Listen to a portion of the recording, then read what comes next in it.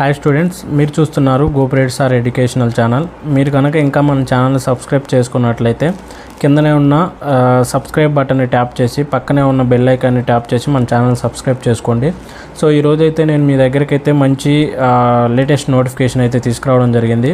So AP university వాళ్ళు ఎవరైతే ఉన్నారో వాళ్ళు ఏపీ ఐసెట్ 2024 నోటిఫికేషన్ అయితే రిలీజ్ చేయడం జరిగింది. సో ఈ నోటిఫికేషన్లో మీకు కావాల్సిన ఎలిజిబుల్ క్రైటీరియా మొత్తం నేనైతే ఈ వీడియో ద్వారా అయితే ఎక్స్ప్లెయిన్ చేయగలుగుతాను. ఈ ఐసెట్ గురించి అయితే ఎక్స్ప్లెయిన్ చేసినట్లయితే, సో లాస్ట్ ఇయర్ అంటే బిఫోర్ కరోనా ఏదైతే ఉందో ఈ డిగ్రీ చదివే స్టూడెంట్స్ అందరి ఇయర్స్ అయితే జిగ్జాగ్ అయినట్లు ఉంటుంది కదా. సో ఎప్పుడు ఏ సెమిస్టర్ రాస్తున్నారో అంతా కన్ఫ్యూజ్గా ఉంది. సో లాస్ట్ ఇయర్ అయితే ఇదే టైంకి మీకు నోటిఫికేషన్ అయితే రిలీజ్ అయింది. AP ICET and PG CET notification అయితే రిలీజ్ అయింది. కానీ 2023 బ్యాచ్ వాళ్ళు ఎవరైతే ఉన్నారో వాళ్ళైతే ఎలిజిబుల్ కాదని చెప్పేసి కొంతమంది అయితే అప్లై చేసుకోలేదు, కానీ కొంతమంది అయితే అప్లై చేసుకున్నారు. అంటే లాస్ట్ సెమిస్టర్ ఉందని చెప్పేసి వాళ్ళు ఎలిజిబుల్ కాదేమో అని చెప్పేసి అప్లై చేసుకోలేదు. కానీ తర్వాత వాళ్ళు ఎగ్జామ్ పాస్ అవుట్ అయ్యాక అదే వాళ్ళ ఐసెట్ నోటిఫికేషన్ అని చెప్పేసి వాళ్ళైతే ఖచ్చితంగా బాధపడి ఉంటారు కదా. సో ఇదైతే మనకి ఈ నోటిఫికేషన్ అయితే ఖచ్చితంగా మీకైతే యూజ్ అవుతుంది. సో 2023 బ్యాచ్ వాళ్ళు అయితే ఖచ్చితంగా ఈ నోటిఫికేషన్ అయితే అప్లై చేసుకొని ఐసెట్ ఓన్లీ ఐసెట్టే, పీజీ సెట్ జూన్లో రిలీజ్ అవుతుంది. సో ఈ ఐసెట్ ద్వారా అయితే మీరు ఎంసీఏ ఎంబీఏ కోర్సెస్ అయితే చేయగలుగుతారు. సో ఒకసారి నేనైతే మీకు ఐసెట్ అప్లై చేయడానికైతే కావాల్సిన ఎలిజిబుల్ క్రైటీరియా ఎక్స్ప్లెయిన్ చేయగలుగుతాను. సో ఫస్ట్ ఆఫ్ ఆల్ ఈ నోటిఫికేషన్కి మీరు అప్లై చేసుకోవడానికి మీ దగ్గర ఉండాల్సిన మ్యాండేటరీ డీటెయిల్స్ ఏంటంటే, ఫస్ట్ ఆఫ్ ఆల్ మీ దగ్గర అయితే 10th class hall ticket number ఉండాలి. అదేవిధంగా సెకండ్ వన్ వచ్చేసి ఇంటర్మీడియట్ హాల్ టికెట్ నెంబర్ అయితే దగ్గర పెట్టుకోండి. అదేవిధంగా 9th క్లాస్ ఎక్కడ చదివారు, ఏ ఇయర్లో పాస్ అయ్యారు అనేది కూడా ఒక వైట్ పేపర్లో రాసుకోండి. 9th to డిగ్రీ ఎక్కడ చదివారు, ఏ ఇయర్లో పాస్ అయ్యారు అని చెప్పేసి అయితే ఒక వైట్ పేపర్ మీద అయితే రాసి పెట్టుకోండి ముందే. సో మీ దగ్గర ఒక ఫోటో, అదేవిధంగా ఒక సిగ్నేచర్ అయితే మీ స్కాన్ చేసి పెట్టి ల్యాప్టాప్లో అప్లై చేస్తే ల్యాప్టాప్లో, లేదా మొబైల్ ఫోన్లో అప్లై చేసామంటే మొబైల్ ఫోన్లో అయితే మీరైతే అవి అయితే ఒక డెస్క్టాప్ మీద స్కాన్ చేసి పెట్టుకోండి. అది 650 రూపీస్ అయితే పేమెంట్ అయితే చేయాల్సి ఉంటుంది. సో అదేవిధంగా మీకు ఇంకా ఈ నోటిఫికేషన్లో స్టెప్ బై స్టెప్ అయితే నేను ఎక్స్ప్లెయిన్ చేయగలుగుతాను. ఒకసారి నేను ఎలా అప్లై చేయాలి, ఏ విధంగా అప్లై చేయాలి అనేది ఫస్ట్ ఇక్కడ ఏం జరుగుతుందంటే, మీరు ఖచ్చితంగా అయితే డిగ్రీ హాల్ టికెట్ నెంబర్ కూడా మర్చిపోవద్దండి. సో ఒకసారి మన స్క్రీన్ మీదకి వెళ్ళినట్లయితే చూడండి ఏ విధంగా అప్లై చేయాలో అనేది నేను ఎక్స్ప్లెయిన్ చేస్తాను. సో ఇక్కడ మనం చూసుకున్నట్లయితే ఒకసారి చూడండి, ఈ యొక్క డైరెక్ట్ లింక్ అయితే నేను ఈ వీడియో కింద డిస్క్రిప్షన్లో అయితే నేను ప్రొవైడ్ చేస్తాను. డైరెక్ట్గా ఓపెన్ చేసేసి మీరు డైరెక్ట్గా ఈ పేజ్కి అయితే వచ్చేస్తారు. సో ఒకసారి ఈ పేజ్లో మనం చూసుకున్నట్లయితే ఇక్కడ AP ICET 2024 integrated common entrance test ఏదైతే ఉందో ఇది మనకు శ్రీకృష్ణదేవరాయ యూనివర్సిటీ అనంతపూర్ ఏవైతే ఉన్నారో ఈ యూనివర్సిటీ వాళ్ళు అయితే కండక్ట్ చేస్తున్నారు. సో ఇక్కడ మనం చూసుకున్నట్లయితే మీకు ఏం కావాలనుకుంటే ఇక్కడ బుక్లెట్, సిలబస్ మొత్తం అయితే ఇక్కడైతే మనం డౌన్లోడ్ చేసుకోవాల్సి ఉంటుంది. సో మీకు ఏదైనా స్పోర్ట్స్ లిస్ట్లో ఏదైనా రిజర్వేషన్ ఉన్నా, లేదంటే ఈడబ్ల్యూసీ ఉన్నా, అదేవిధంగా ఏది ఉన్నా కానీ సో ఇక్కడ నుంచి అయితే మనం డీటెయిల్స్ అయితే మొత్తం పూర్తిగా చదువుకోవచ్చు. సో ఇక్కడ అప్లికేషన్ ప్రాసెస్ చూసుకున్నట్లయితే ఇక్కడ చూడండి ఒకసారి స్టెప్ 1 అని చెప్పేసి ఉంది కదా. సో ఈ స్టెప్ 1లో ఏం జరుగుతుందంటే, ఫర్ సపోజ్ ఈ స్టెప్ 1 నేను క్లిక్ చేశాను అనుకోండి. సో మనకి ఈ పేజ్ ఓపెన్ అవుతుంది. సో ఈ చెక్ బాక్స్ కనిపిస్తుంది కదా. సో ఈ చెక్ బాక్స్ ఏదైతే ఉందో దీన్ని మనం క్లిక్ చేసినట్లయితే మీరు తర్వాత వెంటనే మీకు డిగ్రీ హాల్ టికెట్ నెంబర్ అయితే అడుగుతుంది ఈ కాలంలో. సో ఈ కాలంలో మీరు degree hall ticket number enter చేసినట్లయితే మీరు ఎలిజిబులా కాదా అని చెప్పేసి అక్కడే చూపిస్తుంది. సో తర్వాత మీరు ఎలిజిబుల్ అయినట్లయితే ఖచ్చితంగా మీరు ఇక్కడ హాల్ టికెట్ నెంబర్ ఎంటర్ చేసి తర్వాత క్యాండిడేట్ నేమ్ అయితే ఎంటర్ చేయండి. అదేవిధంగా డేట్ ఆఫ్ బర్త్. సో ఈ డేట్ ఆఫ్ బర్త్ కూడా మీరు మిస్టేక్ చేయొద్దండి. మీ ఎస్ఎస్సి సర్టిఫికేట్లో ఏదైతే ఉందో ఖచ్చితంగా అదే డేట్ ఆఫ్ బర్త్ అయితే మెన్షన్ చేయండి. తర్వాత మొబైల్ నెంబర్.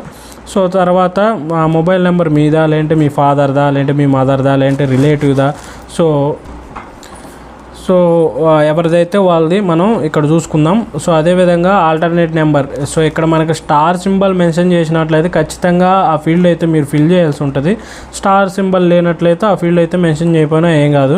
సో తర్వాత మీరు ఈమెయిల్ ఐడి ఖచ్చితంగా అయితే ఇవ్వాలి. సో మీరు ఏ కేటగిరీ చెందిన, ఓసీనా, బీసీనా, లేదంటే ఎస్సీనా, ఎస్టీనా, సో ఇలా అయితే మీరు ఇవ్వండి. తర్వాత మీరు ఏ విధంగా ఏ పేమెంట్ మెథడ్ అయితే మీరు చేయాలనుకుంటున్నారో, సో నెట్ బ్యాంకింగా, లేదంటే నెట్ బ్యాంకింగ్లో కూడా 3 డిఫరెన్స్ ఉన్నాయండి. హెచ్డిఎఫ్సి, ఎస్బీఐ, ఐసిఐసిఐ ఉన్నాయి.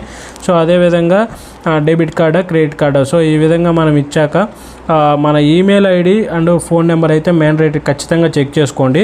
సో ఈ 2 ఇచ్చాక తర్వాత వెరిఫై ఈమెయిల్ ఐడి అని క్లిక్ చేసినట్లయితే మీరు స్టెప్ 2 ప్రాసెస్కి వెళ్తారు. అంటే స్టెప్ 2 ప్రాసెస్ అంటే ఏం లేదు, మీ ఫీ పేమెంట్ సక్సెస్ అయిందా అవ్వలేదా అని చెప్పేసి స్టెప్ 2లో చూపిస్తుంది. సో ఇక్కడ నేను చూపించాను కదా, స్టెప్ 1 అయితే కంప్లీట్ అయిపోయింది. స్టెప్ 1లో మీకు ఏంటి మీ ఎలిజిబుల్ క్రైటీరియా అనేది చెక్ చేస్తుంది.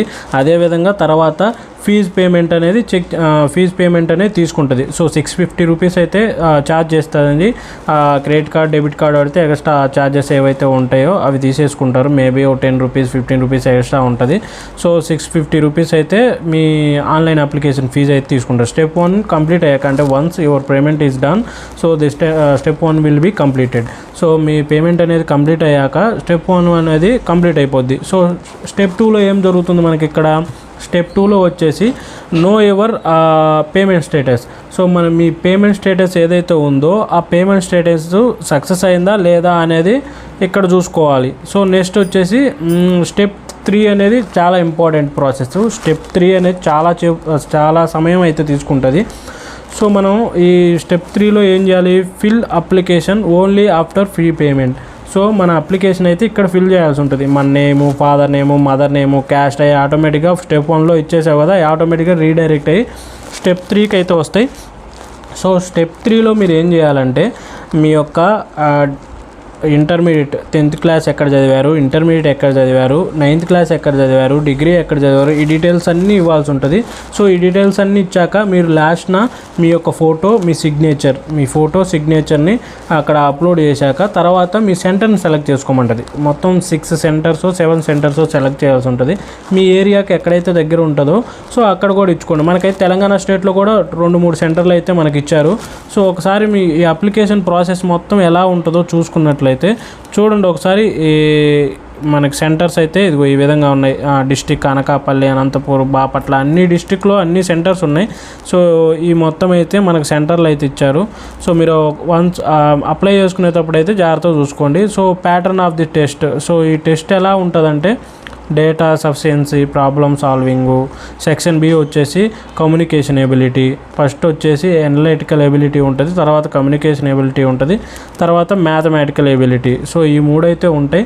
మీ అప్లికేషన్లో అడుగుతుంది మేజర్ సబ్జెక్ట్ మీరు చదివారా లేదా అని చెప్పేసి కూడా అడుగుతుంది. సో మేజర్ సబ్జెక్టులు కూడా మీరు మెన్షన్ చేయాల్సి ఉంటుంది. సో మేజర్ సబ్జెక్టులు ఏముంటాయి డిగ్రీలో, మీ మా అయితే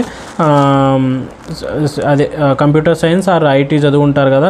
సో మీ కంప్యూటర్ సైన్స్ అయితే మ్యాథ్స్, ఫిజిక్స్, కంప్యూటర్ రాయండి, లేదంటే మ్యాథ్స్, స్టాటిస్టిక్స్, లేదంటే కంప్యూటర్. సో ఇవే కదా మీ మేజర్ సబ్జెక్ట్స్, అవే మెన్షన్ చేయండి. సో ఇలా అయితే మనకి ఎగ్జామ్ అయితే కండక్ట్ చేస్తారు. సో ఆ ఎగ్జామ్ కూడా ఈ పీడిఎఫ్ లింక్ కూడా నేను చెప్పాను కదా ఎలా డౌన్లోడ్ చేసుకోవాలని చెప్పేసి. సో మీరు ఇక్కడ ఇన్స్ట్రక్షన్ బుక్లెట్ అండ్ సిలబస్ ఉంది కదా, ఇది క్లిక్ చేసుకున్నట్లయితే మనకు ఆ పీడిఎఫ్ మొత్తం అయితే డౌన్లోడ్ అవుతుంది. మీరైతే ఇక్కడ నుంచి అయితే మీరు డైరెక్ట్గా అప్లై చేసుకోవచ్చు. సో అప్లికేషన్ మీరు ఎగ్జామ్ సెంటర్కి వెళ్ళేటప్పుడు, అంటే మేబీ ఏప్రిల్ కానీ ఆ టైంలో ఎగ్జామ్ జరిగేటప్పుడు ఆ అప్లికేషన్ దగ్గర మీరు సైన్ పెట్టేసి అప్లికేషన్ అయితే ఖచ్చితంగా తీసుకుపోవాల్సి ఉంటుంది. మీరు కనుక ఇంకా మన ఛానల్ సబ్స్క్రైబ్ చేసుకున్నట్లయితే ఖచ్చితంగా మన ఛానల్ సబ్స్క్రైబ్ చేసుకోండి. ఖచ్చితంగా డిగ్రీ స్టూడెంట్స్కి జాబ్స్ పరంగా సాఫ్ట్వేర్ జాబ్స్ అయినా కానీ ఏవైనా కానీ మన ఛానల్ ద్వారా అయితే ఖచ్చితంగా నోటిఫికేషన్ ఇవ్వడం జరుగుతుంది.